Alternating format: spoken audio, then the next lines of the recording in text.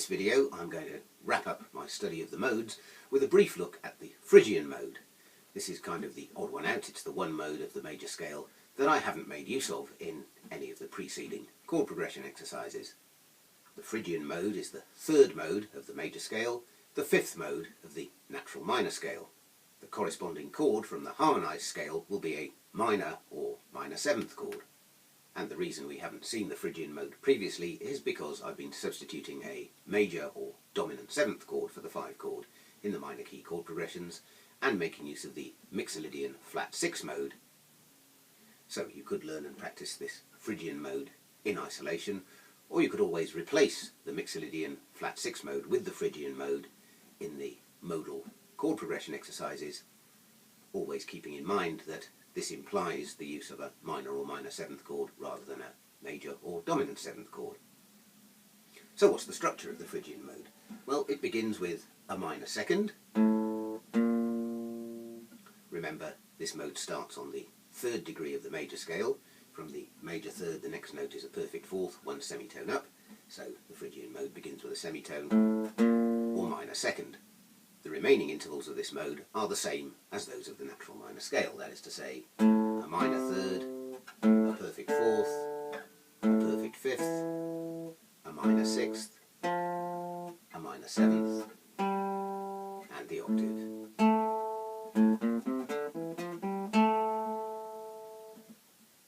Now let's take a look at some fingerings for the Phrygian mode. Now in this case I'm not going to give any examples in the open position. In the book you'll find them fully written out and tabbed out in all the keys, but by this point your level of knowledge should be more than adequate to work them out for yourselves. What I will do is go through our normal 9 positions of the transposable fingerings, never forgetting that these just illustrate one possible set of fingerings, my own personal favourites and ones that I've found convenient and comfortable, having experimented a fair bit myself. Nevertheless, you might find slightly different fingerings suit you rather better. It's all a matter of personal preference. So I'm going to begin in the conventional way with the finger 2 starting position on string 6. And from here I have a minor second under finger 3, minor third under finger 1 on string 5, stretch with finger 2 to the perfect fourth, perfect fifth then under finger 4, another stretch with finger 1 to the minor sixth on string 4, the minor seventh under a stretched finger 2, and the octave under finger 4.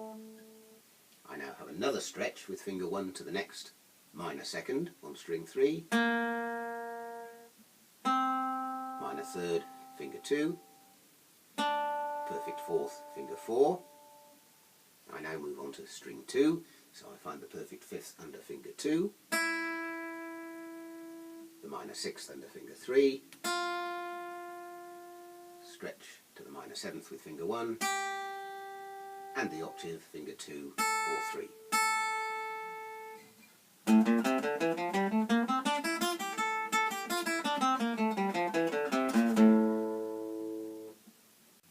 Beginning with finger 2 on string 5, I employ my usual device of going to finger 1 at the octave.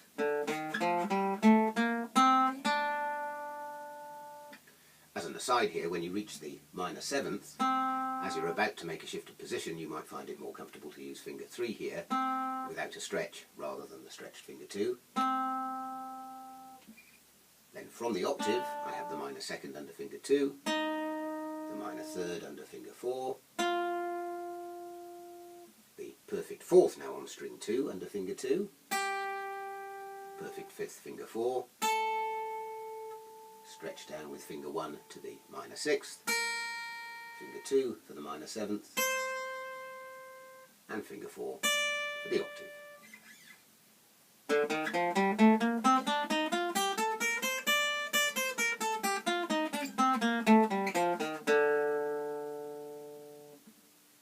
Beginning with finger 2 on string 4, the minor sixth and minor seventh now appear on string 2, which means I can play the minor sixth with finger 1 without a stretch, and then the minor seventh with finger 3, and I now go to finger 2 at the octave, This gives me the minor second under finger 3,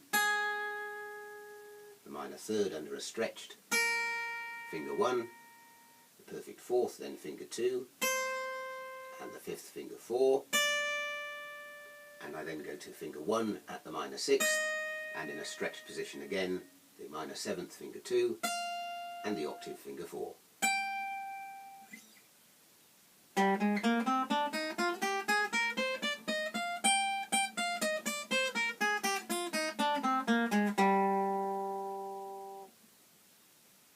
Moving to finger 1 on string 6, I now find the minor second under finger 2, the minor third under finger 4,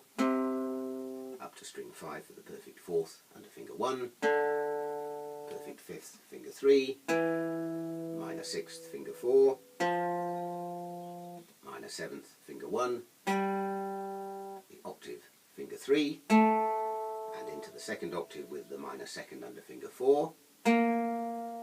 the minor third, finger 1, and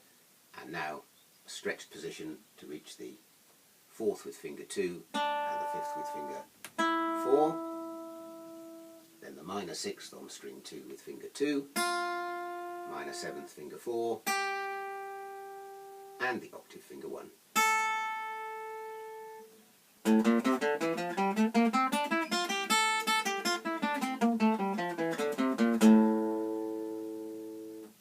Starting with finger 1 on string 5, I play this without a shifted position but with a stretch when I reach the top end, as you'll see. So I begin with the same fingering, 1, 2, 4, 1, 3, 4, 1, 3,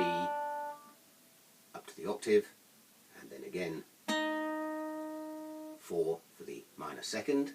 and now finger 2 plays the minor third on string 2, finger 4 the perfect fourth, finger 1 on string 1 the perfect fifth, finger 2 the minor sixth, and here comes the stretch to reach the minor seventh with finger 3 and the octave with finger 4.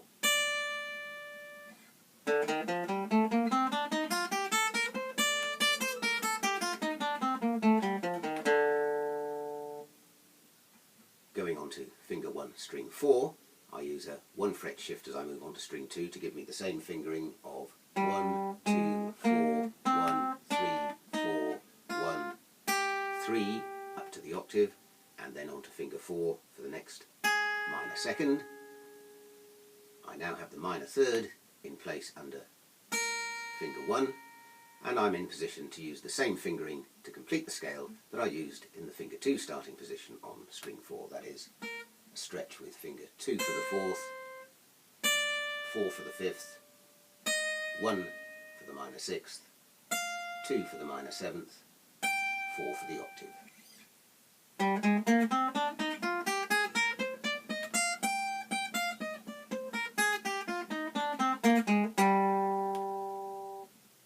In the finger 4 starting position on string 6, I have a stretch of finger 1 to the minor second, minor third with finger 2,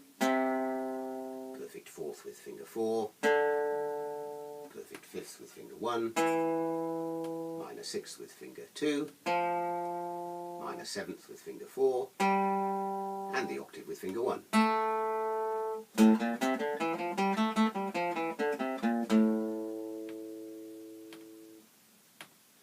And starting on string 5, the octave with finger 2.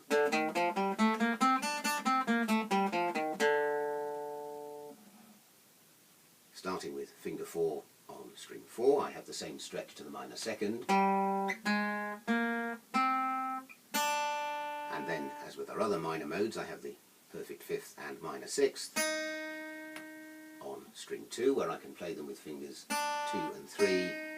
before stretching down to the minor seventh with finger 1 and the octave with finger 3, or I can play the fifth with finger 1, minor sixth with finger 2, minor seventh finger 4, and the octave finger 1.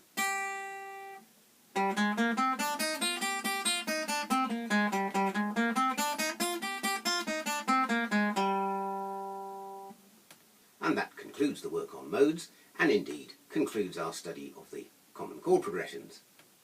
In the course of this, we've examined three of the most important chord progressions, arguably the three most important progressions in the European musical tradition.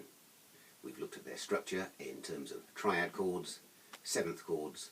the corresponding arpeggios, pentatonic scales, and diatonic scales, which is to say the major and natural minor scales, and the 7 modes of the major scale, and indeed one of the modes of the melodic minor scale.